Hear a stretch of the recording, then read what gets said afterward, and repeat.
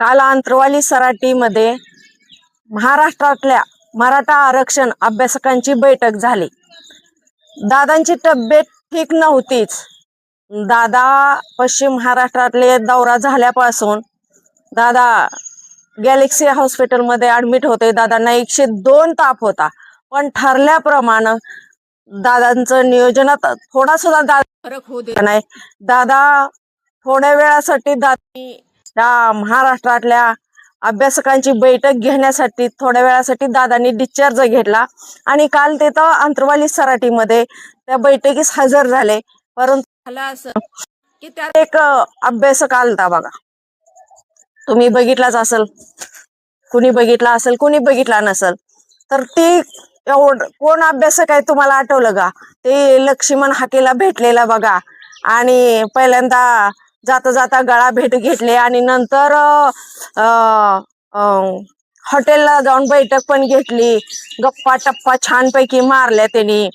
आणि तो अभ्यासक काल अंतरवाली सराटीमध्ये पण बैठकीला होता आणि तिथं तो दादांना म्हणला, दादा 5 मिनिटं फक्त मला तुम्हाला एकट्याला भेटायचंय आणि बंद खोलीआड चला, आपण दोघंच बोलू। तर दादानी त्याला डायरेक्ट नकार दिलाय, मी बंद खोलीआड येऊ शकत नाही, मी बोलू शकत नाही, जे काय बोलायचं ते हिथंच बोला। तर मला भावानो असा प्रश्न पडलाय, तुम्ही समाजाच्या मराठा आरक्षण ह्या विषयावर बोलायला गेलात तर मग मीडिया समोरच बोलायचं, समाजाच्या समोरच बोलायचं ना। दादांना वैयक्तिक वेगळं असं काय बोलायचंय? विषय समाजाचा आहे, मग समाजाच्या समोरच बोलायला पाहिजे ना। तुम्ही अभ्यासक होता, मग बंद खोलीआड दाराड का बर? बंद खोलीत दाराड कशासाठी बोलायचं? तुम्ही समाजाचे प्रश्न तर सोडवायला आलाय ना, तुम्ही अभ्यासक आहे।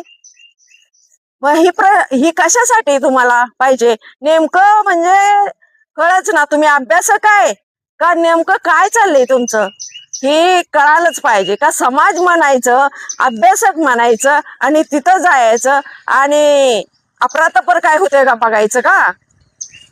तिकडं चला 5 मिनिटं तुम्हाला एकट्याला बोलायचं, ह्याचा अर्थ काय होऊ शकतो भावानो? तुम्हीच मला कमेंट मध्ये सांगा।